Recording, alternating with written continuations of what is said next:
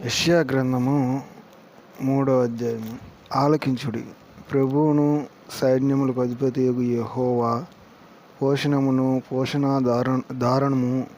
పోషణాధారమును అన్నోదకముల ఆధారమంతయు పోషణమంతయు సురులను యోధులను న్యాయాధిపతులను ప్రవక్తలను సోదెగాండ్రను పెద్దలను పంచదశాధిపతులను ఘనత వహించిన వారిని మంత్రులను శిల్పశాస్త్రములను ఎరిగిన వారిని మాంత్రికులను